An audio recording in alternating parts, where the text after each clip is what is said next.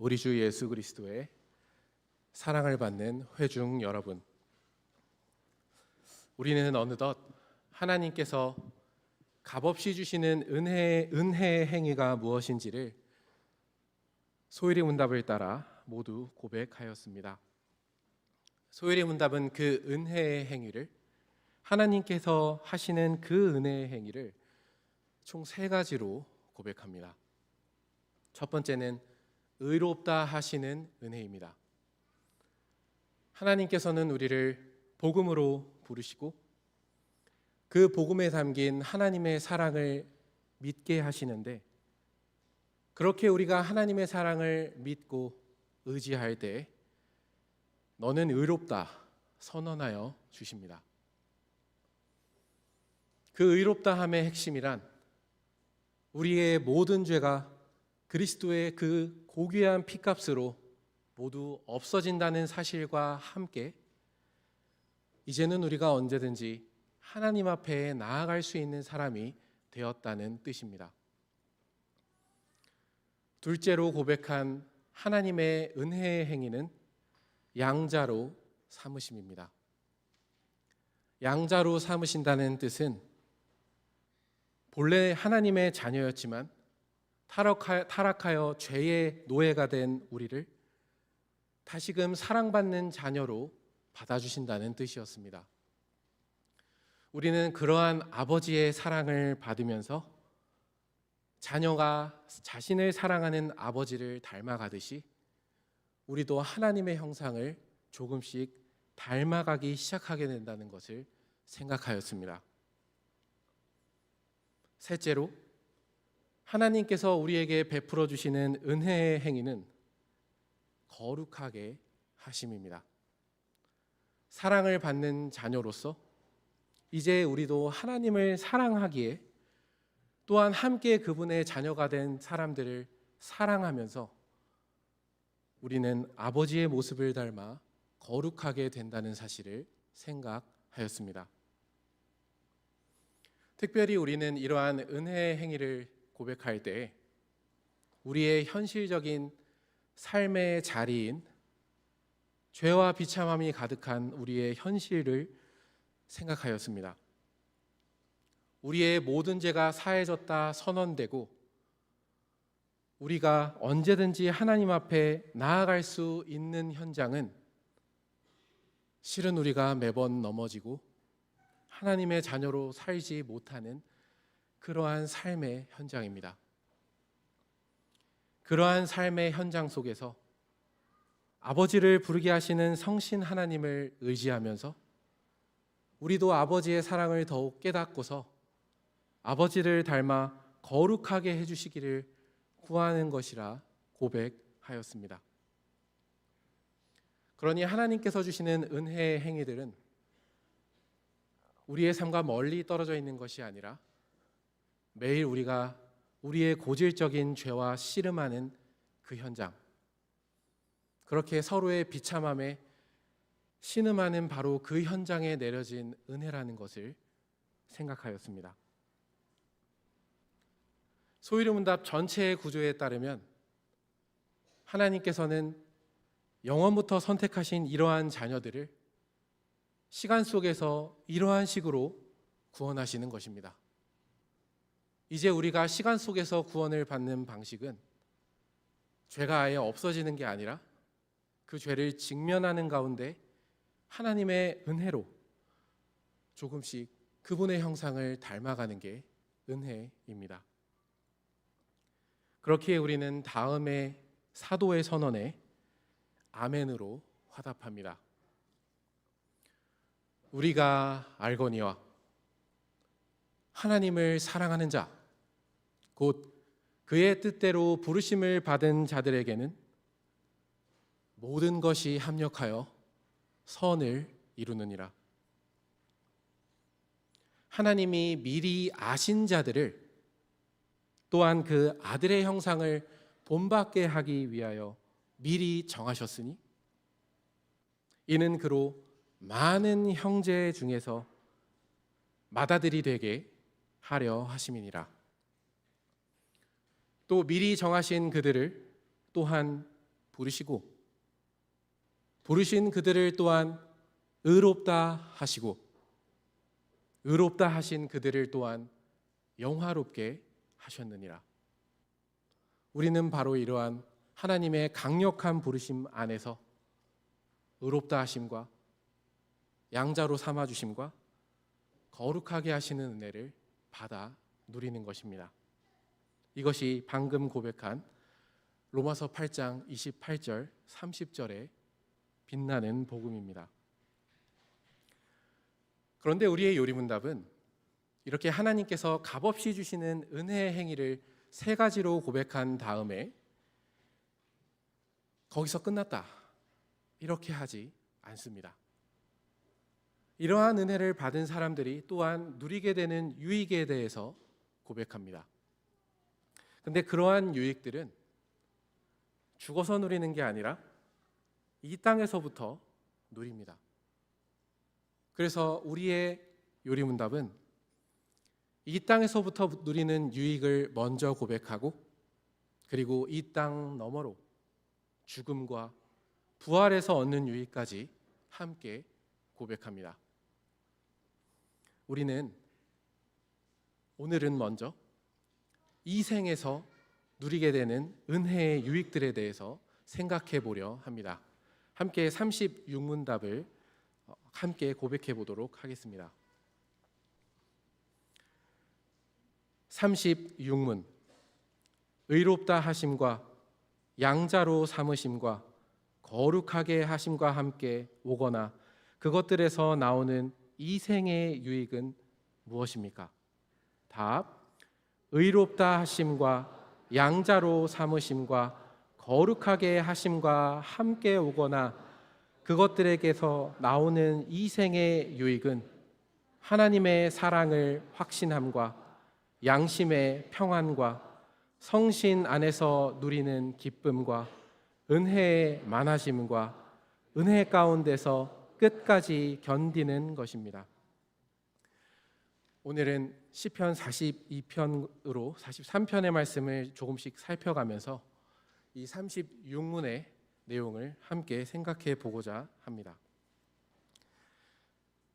주님의 사랑을 받는 유아세례 회원들을 위해서 오늘은 한 가지 제안을 합니다. 오늘 강설은 총 3부분으로 이루어져 있는데요. 각 부분마다 여러분이 그림을 한번 그려보시기 바랍니다. 그리고 그 그림의 뜻을 집에 가서 부모님에게 다시 한번 여쭤보기를 바랍니다. 먼저 첫 번째 부분입니다. 42편 1절로 5절을 중심으로 말씀드립니다. 1절을 읽겠습니다. 하나님이여 사슴이 시냇물을 찾기에 갈급함 같이 내 영혼이 주를 찾기에 갈급하니이다. 메마른 땅이 있습니다. 그러나 이 땅은 원래 물이 흐르던 계곡이었습니다. 그러나 그 계곡이 바닥까지 다 말랐습니다. 사슴은 물을 마시지 못해 그 다 말라버린 강바닥 밑에까지 내려가서 혹시 물이 없나 하고 살핍니다. 아주 메마르고 갈증이 나는 그런 그림입니다. 42편의 시인은 지금 내 상황이 딱 그러하다 하고 말합니다. 하나님께서 메마른 땅에 단 하나도 보이지 않는 물과 같이 지금 나에게 함께 계시지 않는 것 같다. 내가 하나님을 그토록 찾고 찾으려 해도 지금 내 비참한 현실을 보면 하나님은 메마른 땅의 물과 같이 너무나도 찾기 어렵고 그냥 없는 분 같다. 그러한 상황입니다. 2절입니다. 내 영혼이 하나님 곧 살아계시는 하나님을 갈망하나니 내가 어느 때에 나아가서 하나님의 얼굴을 배울까? 이 시인의 목마름은 진짜 물을 향한 목마름이 아니라 살아계신 하나님을 향한 목마름입니다. 자신의 삶에는 계시지 않은 것 같은 하나님이시지만 이 시인은 한 가지 믿음은 붙잡습니다. 하나님은 살아계시다. 그러나 이 시인은 하나님께 나아갈 수도 없는 상황입니다. 여기 2절을 보면 하나님의 얼굴을 배울까? 언제 배울까? 하고 말하는데 이 표현은 성전에 가서 하나님께 예배드리는 것을 표현하는 것입니다. 오후 예배가 끝나고 마지막 순서에 있는 강복선언에도 주님의 얼굴이 여러 번 언급되는데 그것이 바로 예배를 드리고 집으로 돌아가는 그러한 자들에게 선언되는 복이기 때문입니다. 그런데 시인의 슬픔은 자신의 상황이 너무나 비참하여서 도대체 하나님은 어디 계시는 건가? 하나님을 그렇게 애타게 찾는 데서 끝나지 않습니다. 3절입니다. 사람들이 종일 내게 하는 말이 내 하나님이 어디 있느뇨? 하오니 내 눈물이 주야로 내 음식이 되었도다. 시인의 시간은 다른 사람들 때문에도 비참합니다. 종일 자신을 둘러싼 사람들이 너무나 비참해지고 힘들어진 자신의 상황을 두고 네가 믿는 하나님 어디 있냐 하며 시인을 조롱하고 있기 때문입니다. 그러니 하나님을 향해 갈증이 나는 시인이 마실 수 있는 물은 밤낮으로 자신의 눈물밖에 없습니다. 이렇게 자신을 둘러싼 사람들도 안 그래도 비참한 자신의 상황에 더욱 슬픔을 더하는데 시인은 여기에서 과거에 자신과 함께했던 사람들을 또한 생각합니다. 4절입니다. 내가 전에 성의를 지키는 무리와 동행하여 기쁨과 감사의 소리를 내며 그들을 하나님의 집으로 인도하였더니 이제 이 일을 기억하고 내 마음이 상하는도다. 지금 시인의 주변에는 비참한 그의 현실을 두고 너 하나님 계시긴 하냐? 너의 하나님은 어디 계시냐? 하는 사람들밖에 없지만 그러한 조롱 가운데서 더욱 기억나는 사람들은 과거에 함께 살아계신 하나님의 얼굴을 뵈러 성전에 올라가 예배드리던 성도들입니다. 그러나 시인 곁에는 더 이상 이러한 사람들이 없습니다.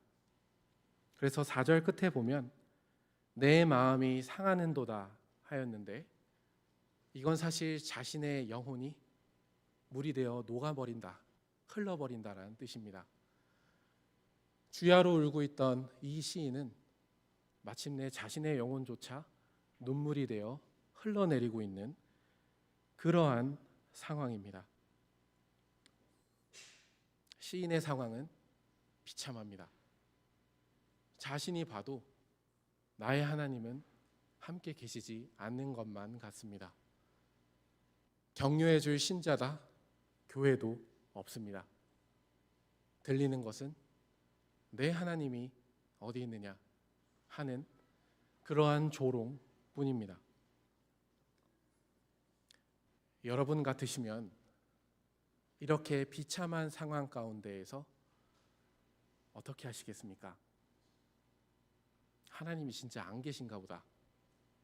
혹은 계시긴 하지만 이제 나를 버리셨나 보다 하며 마음이 움츠러들고 낙담할 수 있을 것입니다. 그런데 42편은 이러한 상황 속에서 아주 큰 반전을 이뤄냅니다. 5절입니다. 내 영혼아, 내가 어찌하여 낙심하며 어찌하여 내 속에서 불안해하는가?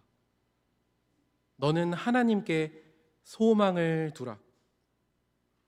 그가 나타나 도우심으로 말미암아 내가 여전히 찬송하리로다. 분명히 낙심하고 움츠러들어 있습니다. 분명히 불안해하고 있습니다. 그런데 그때 왜 그러냐 하며 너는 하나님께 소망을 두라. 조금 직역하면 하나님을 기다려라 하며 불안해하고 움츠러든 자기 자신에게 말합니다. 그리고 그분의 얼굴을 반드시 볼 것이라 확신합니다.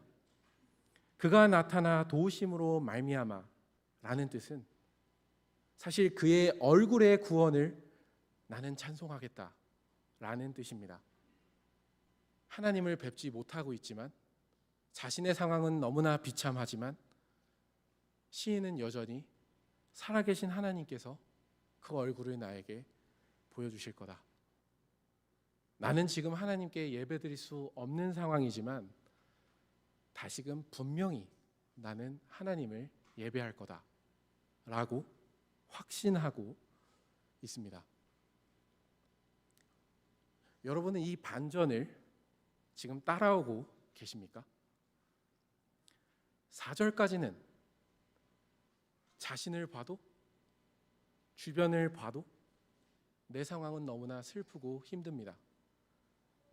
그런데 5절을 보면 갑자기 하나님을 바랍니다. 우리는 여기에서 의롭게 된 사람이 이 상황을 견뎌내는 것을 봅니다. 전에 주님께 예배드리는 것에서 알 수 있듯이 이 사람은 하나님을 사랑한 사람입니다. 그랬다가 어떠한 이유로 인해서 자신의 상황이 너무나 비참해지고 다른 사람이 봐도 그럴 거면 하나님 왜 믿냐 하는 처지에 이르렀습니다.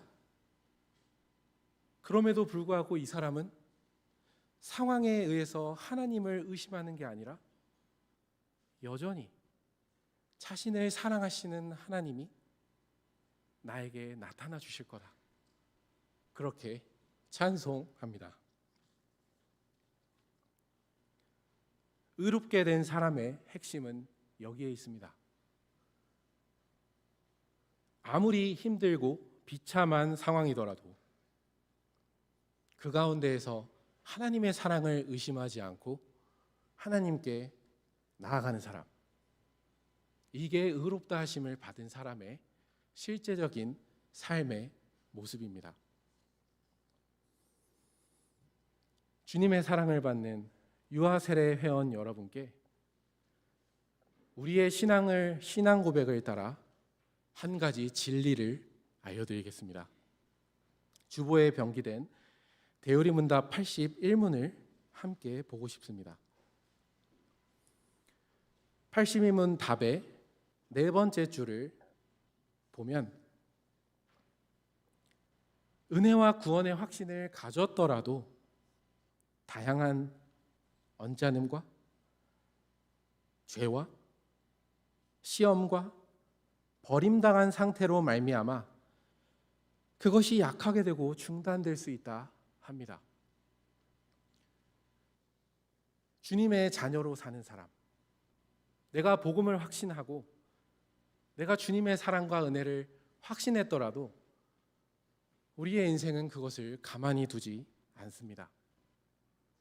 특별히 주목하고자 하는 것은 다양한 언짢음입니다. 꼭 죄와 관련된 문제가 아니더라도 우리는 병에 걸릴 수 있습니다. 혹은 다양한 상황으로 우리가 어렵게 되는 경우가 있습니다. 그러나 그럴 때에도 42편의 시인을 따르면 우리는 우리 자신에게 말할 수 있습니다. 여전히 움츠러들고 낙담하고 불안해하는 우리에게 하나님을 기다려라 하며 말할 수 있습니다. 그분이 다시금 얼굴을 보여주실 거다. 그리고 우리는 다시 그 하나님을 찬송할 것이다 할 수 있습니다.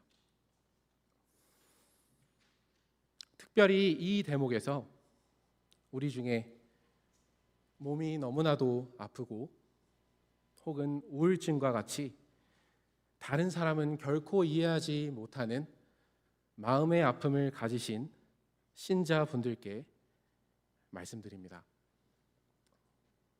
우리는 연약한 피조물입니다. 그래서 몸이 아프고 내 마음과 정신이 내 마음대로 되지 않을 때 긍정적으로 생각하기가 어렵습니다. 물론 우리가 죄의 영향을 받는 몸 안에 있기 때문에 이것이 죄다, 죄의 영향이 아니다 라고 말하기는 어렵겠지만 사실 우리가 아는 선에서는 우리의 연약한 몸 안에서, 특별히 아픈 몸 안에서는 흔들립니다. 자신의 상황이 너무나 비참하고 하나님께서 계시지 않는 것 같을 때, 함께 자신과 함께 예배를 드리거나 자신과 함께 진정으로 있어줄 사람이 없는 것 같이 느껴질 때 흔들릴 수 있습니다. 그리고 더 나아가서 사는 것이 죽는 것보다 고통스러울 때도 있을 수 있습니다. 그렇게 죽음을 늘 생각하며 살아갈 수도 있습니다. 오히려 하루를 살아가는 것이 나에게는 너무나 큰 용기가 필요한 일일 수도 있습니다. 그리고 그 용기를 내주어서 고맙고 또한 우리의 생명이 그만큼 가치 있는 것을 여러분의 삶으로 보여주셔서 너무나 감사합니다. 동시에 우리는 의롭다 하심의 복음을 함께 생각하고 싶습니다. 시인은 지금 자기가 보든지 다른 사람이 보든지 비참하고 어려운 상황에 있습니다. 그런데 그 비참한 상황이 하나님과의 관계가 흔들렸다, 하나님과의 관계가 끊쳐졌다는 것을 의미하는 것으로 보지는 않습니다. 우리가 구원을 받는 근거는 우리의 확신이 아닙니다. 은혜입니다.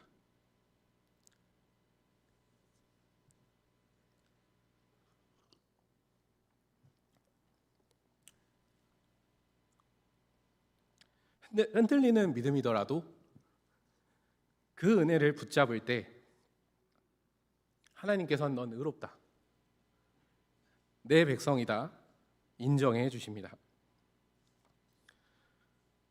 그렇기 때문에 어떠한 힘든 상황에 있더라도 의심하지 말고 5절을 여러분 자신에게 선물하기 바랍니다.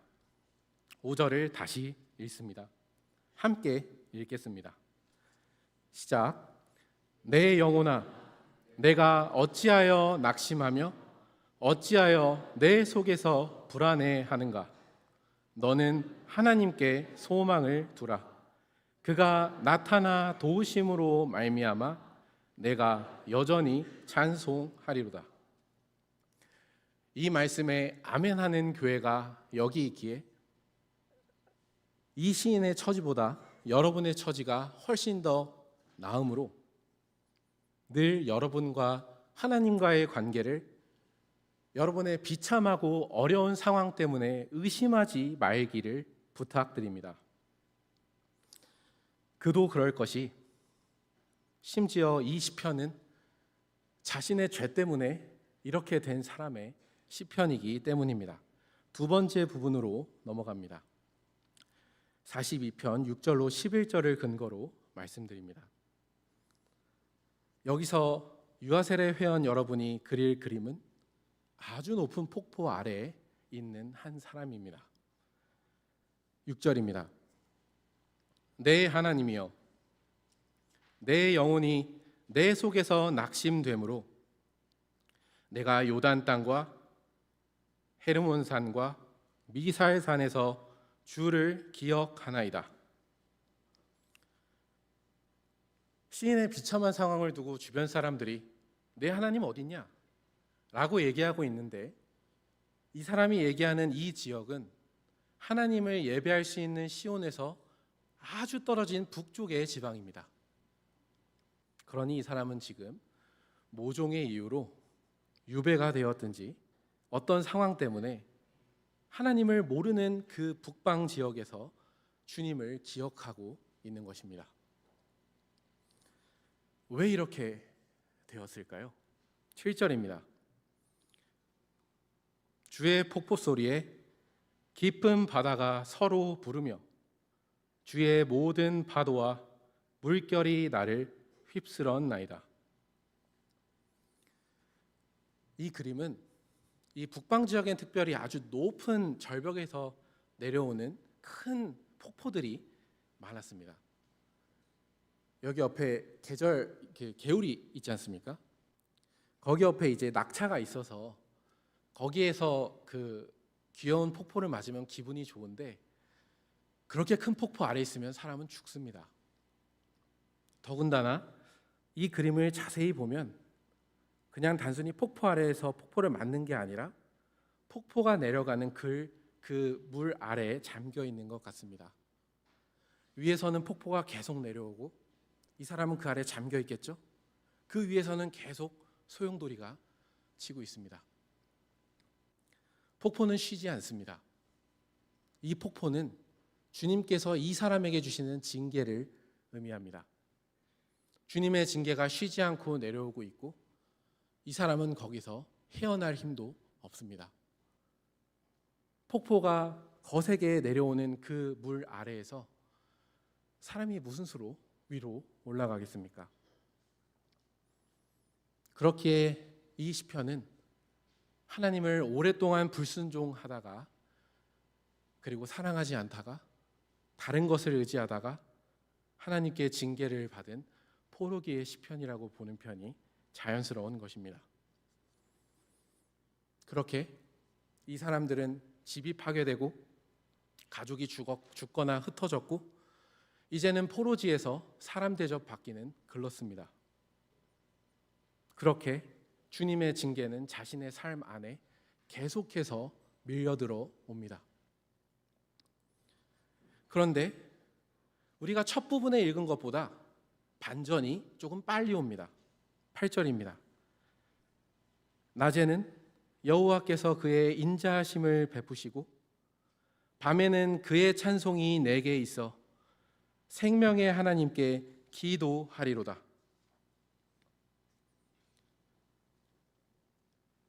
낮에는 하나님의 폭포와 같은 징계가 계속해서 내려오는데도 불구하고 이 사람은 방금 말한 걸 까먹은 것 같이 낮에는 여호와의 신실한 사랑을 베푸신다, 이렇게 이야기하고 있습니다. 실은 이 여호와 하나님께서는 이스라엘 백성을 징계하러 가실 때에 자신의 사랑하는 자녀를 징계하는 것처럼 보내셨습니다. 차가운 법관과 같이 너 이만큼 죄졌으니까 이 형량은 이 정도다, 나머진 난 모른다 라고 징계를 하신 게 아니고 약속을 지어주셨습니다. 자신의 죄 때문에 떠나는데 너희는 반드시 돌아온다. 두 번째, 너의 죄는 모두 사해질 것이다. 세 번째, 성신 하나님으로 내 마음을 새롭게 하여서 이제는 나를 사랑하면서 내 계명을 지키게 하겠다. 그러니 자신의 죄 때문에 포로로 끌려간 사람이라도 기댈 언덕이 있었습니다. 그리고 더 중요한 것은 하나님께서 이러한 약속을 해주실 때 이 약속을 해와 별들에 거셨다는 것입니다. 보증인으로 해와 별들을 거셨습니다. 곧 매일 아침 해가 뜨는 것은 내가 정한 법칙이다. 매일 밤에 별들이 드러나는 것은 내가 정한 법칙이다. 그런데 만약 이 법칙이 없어지면, 아침에 해가 뜨지 않고 밤에 별들이 나타나지 아니하면 그때는 너희들은 망한 거다. 하지만 매일 해가 뜬다면 너희가 반드시 돌아오고 내가 너희의 모든 죄를 사하고 내가 너희의 마음을 성신으로 새롭게 하겠다는 약속은 유효하다. 너희는 망하지 않고 반드시 돌아올 것이다. 그렇게 말씀하여 주셨습니다. 그러니 포로지에 간 사람들은 매일 뜨는 해와 매일 밤에 드러나는 달과 여러 별들이 자신의 소망입니다. 힘들 것입니다. 폭포같이 쉬지 않고 어려운 삶이 계속될 것입니다. 자신의 죄 때문입니다. 그러나 여호와 하나님께서는 계속해서 아침에 해를 보내주십니다. 그리고 해를 보며 생각하는 것입니다. 주님의 약속은 오늘도 살아있구나. 별들을 보면서도 주님의 약속은 오늘도 살아있구나. 그렇게 매일매일 그들이 마주하는 햇볕과 달빛과 별빛들로 주님의 약속을 의심하지 않게 하신 것입니다. 이 배경에서 우리는 다시금 8절을 읽습니다. 낮에는 여호와께서 그의 신실한 사랑을 정말로 베푸십니다. 그렇기에 시인은 밤과 같이 어두운 현실 속에서도 그 밤에 찬송이 내게 있다. 그분을 향한 찬송이 내게 있다 말합니다.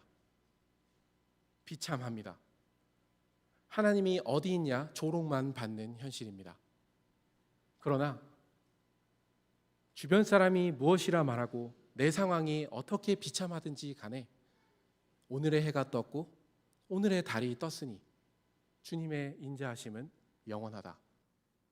그러한 확신으로 밤과 같이 어두운 현실 속에서도 주님의 신실하심을 찬양하며 그 어두운 현실을 버틸 수 있는 것입니다. 우리의 찬송은 가볍지 않습니다. 밤과 같이 어두운 때에도 우리의 찬송은 우리의 곁에 있습니다. 그 이유는 주님께서 여전히 신실하게 징계를 받는 자녀 가운데에도 계속해서 함께해 주시기 때문입니다. 그러니 찬송하는 사람은 또한 기도합니다. 그리고 그 기도의 내용은 9절입니다. 내 반석이신 하나님께 말하기를 어찌하여 나를 잊으셨나이까? 내가 어찌하여 원수의 압제로 말미암아 슬프게 다니나이까 하리로다. 시인은 여전히 흔들립니다. 어찌하여 나를 잊으셨지? 어찌하여 내가 이렇게 원수의 압제 속에서 이 괴롭힘을 당하면서 걷게 하시는 거지? 그러나 그 상황 속에서 흔들리는 시인은 반석이신 하나님께 기도합니다. 여기서 이 반석은 일반 돌이 아니라 도봉산역에서 의정부로 넘어올 때 이 큰 바위산 하나 보이시죠? 그게 만장봉입니다. 그 만장봉이 그러한 반석을 의미하는 겁니다. 여간에선 절대로 움직이지 않는 그 반석. 흔들리는 우리는 다시금 흔들리지 않는 하나님께 기도하며 자신의 어려움을 있는 그대로 말하고 있는 것입니다. 여기서 우리는 양자됨의 은혜를 생각합니다. 하나님께서는 사랑하시는 자녀를 징계합니다. 그리고 부모님 여러분은 아시겠듯이 아이에게 훈계하고 화를 내는 것처럼 우리의 생명을 쓰는 일도 없습니다. 사랑하기 때문에 혼냅니다. 이렇듯이 우리의 아버지는 우리의 죄를 결코 내버려 두지 않으십니다. 그러나 아버지께서 우리의 죄를 마주하게 하시는 방식을 자세히 보시기 바랍니다. 오랫동안 잘못했으니까 너가 가서 알아서 잘못한 거 다 쓰고 알아서 잘못한 거 나한테 가져와. 이렇게 하는 게 아닙니다. 자신의 잘못을 뉘우칠 때 의지할 수 있는 약속을 주십니다. 이스라엘 백성으로 따지면 너희는 반드시 돌아올 거야. 내가 너희의 모든 죄를 사할 거야. 너희의 마음도 내가 바꿔줄 거야. 이 약속을 붙잡으면서 나의 죄도 돌아보게 하시는 것입니다. 이것이 우리 아버지의 훈계입니다. 그렇기에 우리는 여기에서 또 다른 놀라움을 봅니다. 9절을 다시 보면 어찌하여 나를 잊으셨나이까? 어찌하여 원수의 압제로 말미암아 내가 슬프게 살게 하십니까? 라고 하는 이 말은 사실 죄 지은 사람이 당당하게 할 수 있는 말이 아닙니다.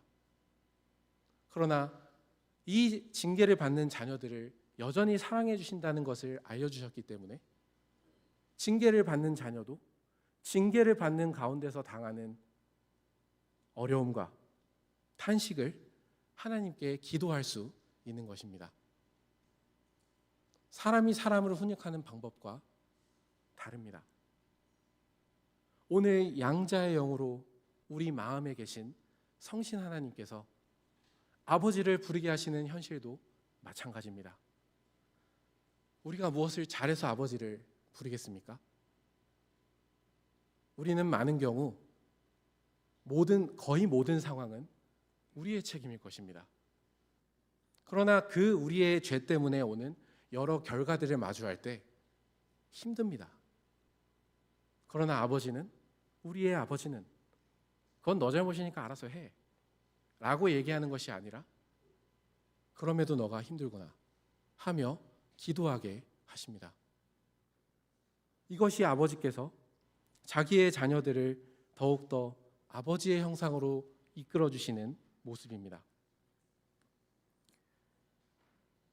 시인은 이렇게 하나님께서 약속해 주신 것을 의지했기 때문에 여전히 10절을 보면 내 하나님이 어디 있느냐 하면서 자신의 뼈가 다 부서지는 그러한 고통을 당하는 가운데에서도 다시금 11절을 말합니다. 11절입니다. 내 영혼아 내가 어찌하여 낙심하며 어찌하여 내 속에서 불안해하는가? 너는 하나님께 소망을 두라. 나는 그가 나타나 도우심으로 말미암아 내 하나님을 여전히 찬송하리로다. 11절엔 명백한 오역이 있는데요. 말이 바뀌어 있습니다. 나는 나의 얼굴의 구원이신 하나님, 나의 하나님 그분을 찬양하리로다 하는 것입니다. 앞에 5절에서는 그의 얼굴의 구원을 나는 찬송할 거다. 하나님께서 다시금 얼굴을 보여주시는 것을 찬송한다고 얘기하는데 11절에서는 더 친근한 겁니다.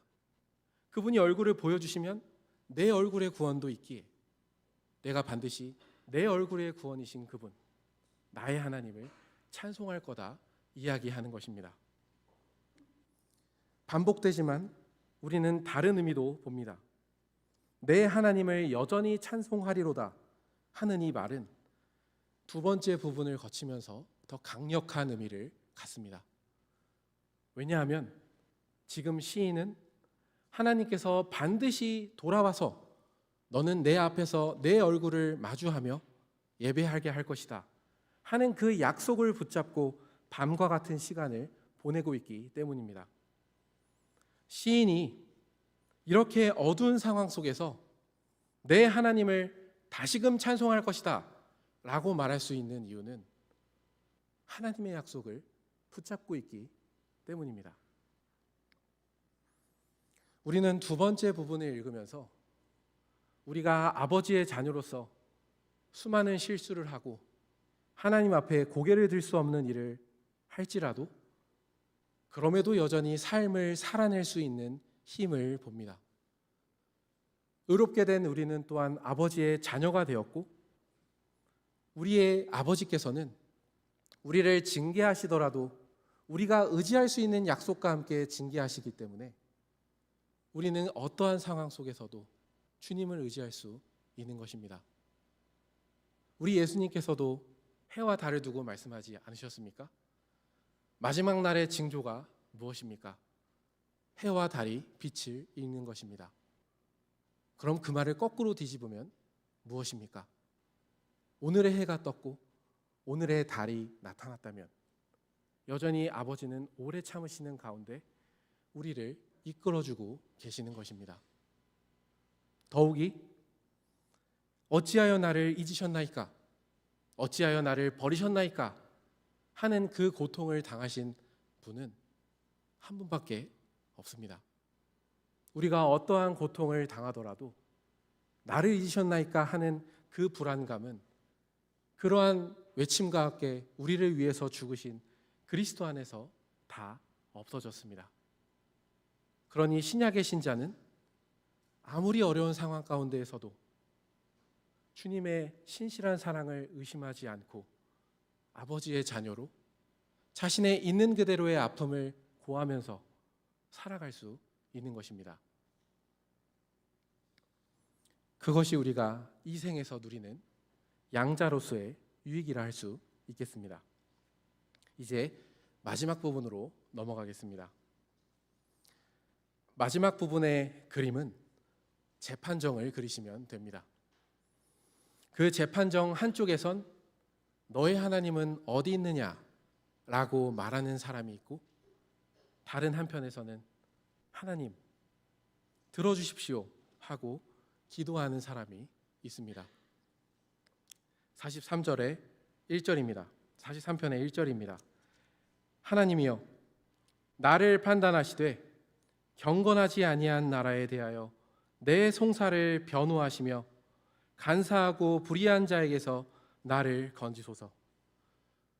경건하지 아니한 나라, 신실하지 아니한 민족은 바로 우리가 앞서 살핀 내 하나님은 어디에 있느냐, 상황을 근거로 하나님을 의심하는 민족들, 바로 그러한 민족들의 고소입니다. 그러나 이러한 법정 싸움에서 시인은 다시금 하나님께 기도합니다. 2절입니다. 주는 나의 힘이 되신 하나님이시거늘 어찌하여 나를 버리셨나이까? 내가 어찌하여 원수의 억압으로 말미암아 슬프게 다니나이까? 우리는 43편의 1절과 2절을 볼 때 거룩해진 시인의 모습을 봅니다. 사실 이스라엘 민족이 이렇게나 포로가 되어서 끌려간 이유는 지금 이 사람들이 듣고 있는 질문을 자신들이 했기 때문입니다. 하나님께서 복을 주실 때 이 사람들은 하나님을 향해서 하나님 지금 어디 계십니까? 우리가 지금 다른 나라보다 돈도 없고 약한데 하나님 어디 계십니까? 그러니 저는 강한 나라를 섬기겠습니다.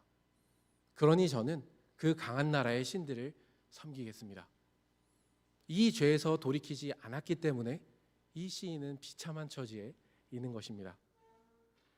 그러나 43편을 보면 내 하나님은 어디에 있는가 하는 그러한 고소 소리에 맞대응하면서 나의 힘이 되신 하나님, 이 싸움을 주님께서 해결해 주셔야 되지 않겠습니까? 주님의 말씀에 따라 징계를 받는 저를 하나님께서 건져주셔야 되는 것 아닙니까? 그렇게 조롱을 받는 가운데에서도 더욱더 하나님만을 바라는 거룩한 사람이 되어 있습니다.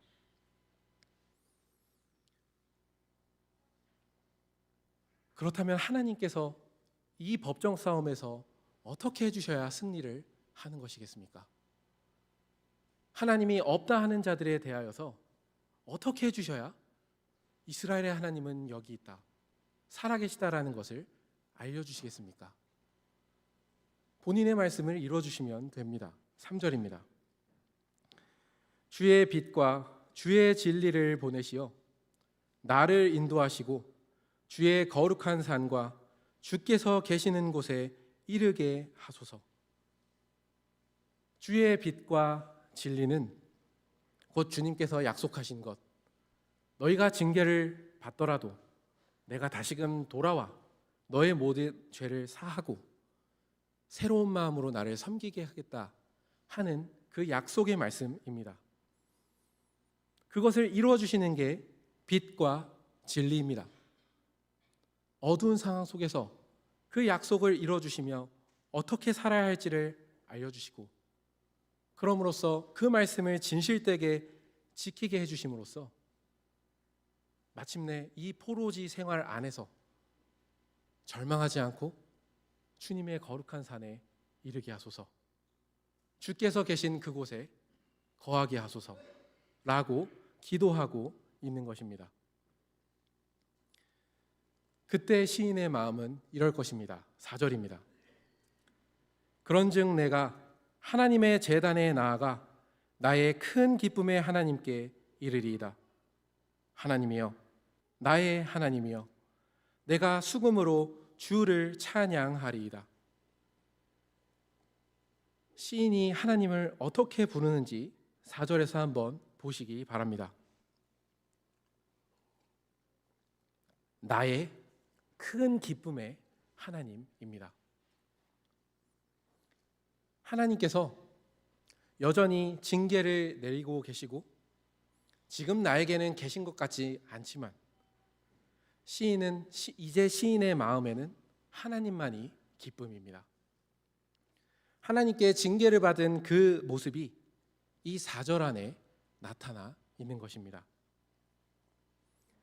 우리는 여기에서 우리의 신앙 고백으로 돌아갑니다.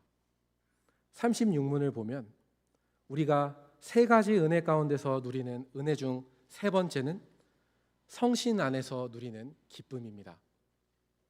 그러나 이 기쁨은 슬픔을 아는 기쁨입니다. 자신의 죄와 비참함 가운데에서 징계하시는 하나님을 아는 기쁨입니다. 그러나 그렇게 해서라도 하나님만을 사랑하는 자들을 만들어주시는 그 하나님에 대한 기쁨입니다. 우리의 기쁨은 슬픔을 모르는 기쁨이 아니고 죄를 모르는 기쁨도 아닙니다. 동시에 우리는 은혜가 많아지는 유익도 얻습니다. 시인의 상황은 비참하지만 잘 살고 떵떵거리며 살 때 하나님이 어디 계세요? 라고 말하는 것보다 하나님이 계시지 않는 것 같지만 그 가운데에서 나의 큰 기쁨의 하나님, 생명의 하나님만을 갈급하며 바라는 게 훨씬 더 거룩하고 은혜로운 것 아니겠습니까? 그러니 우리는 여기에서 생각합니다. 우리가 거룩해지는 삶을 살아내는 일이 어떠한 현장 속에서 일어나는지 우리는 생각합니다. 우리는 아무런 고통 없이, 우리의 죄에 대한 징계 없이 거룩해질 수 없습니다. 그리고 죄는 그렇게 만만한 것이 아니어서 엔간한 고통 없이는 벗겨낼 수도 없습니다. 하늘의 아버지께서는 우리가 더욱더 하나님만을 의지하게 하심으로써 의지하게 하시려고 이러한 큰 고통을 보내십니다.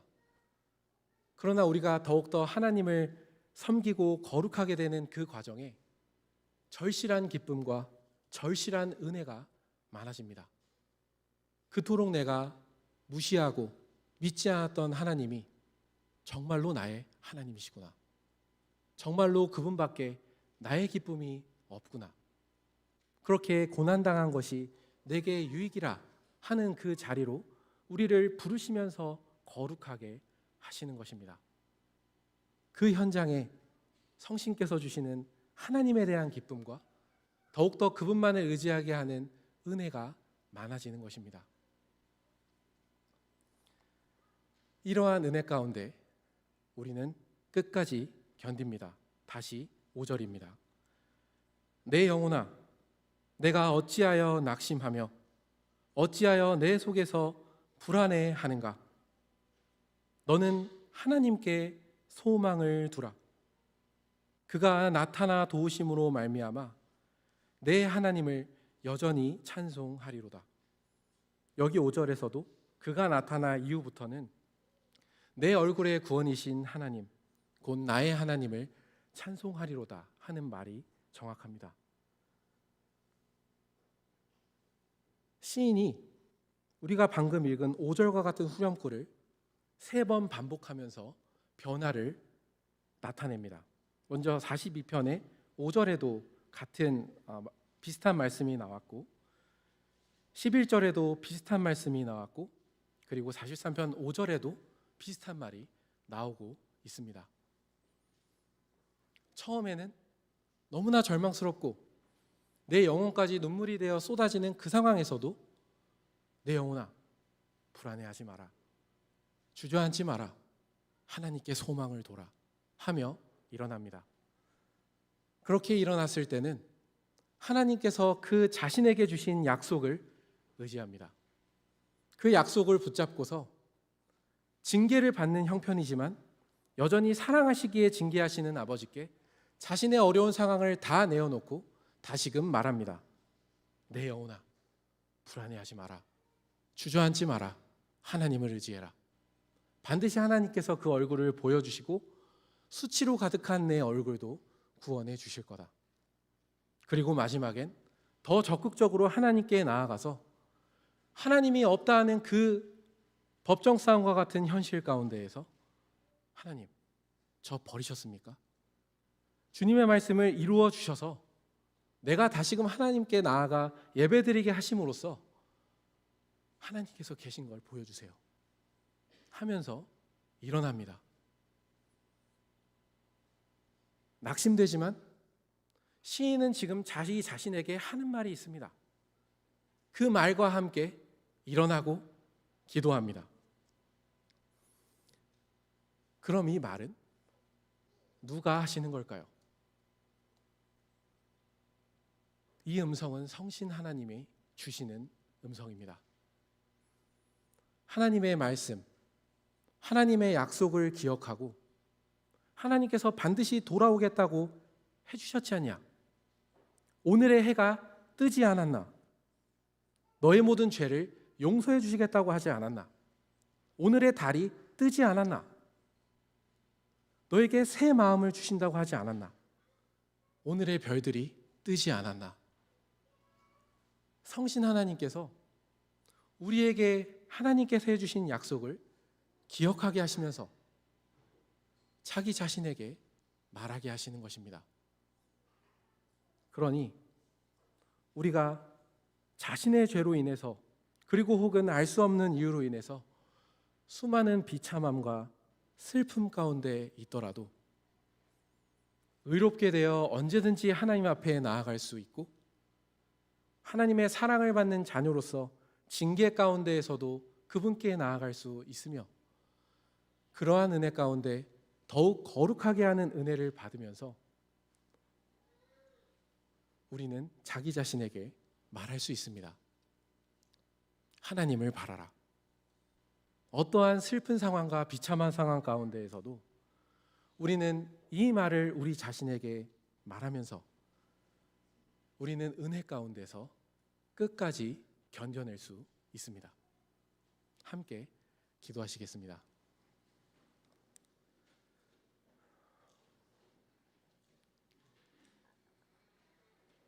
하늘에 계신 우리 아버지, 첫사람 아담의 타락으로 말미암아 이제 더 이상 사람들은 자신의 힘으로 하나님을 사랑할 수도 없고 그 안에 있는 것은 하나님과 이웃을 미워하는 성향뿐임을 자백합니다.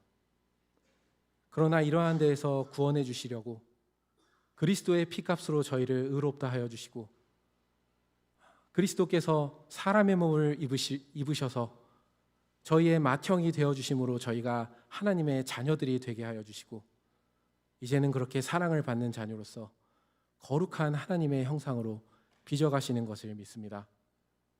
그러나 42편과 43편의 말씀을 들을 때 이러한 은혜 가운데서 살아가는 일이 저희가 생각하는 것처럼 그렇게 녹록하지 않은 것을 보게 됩니다.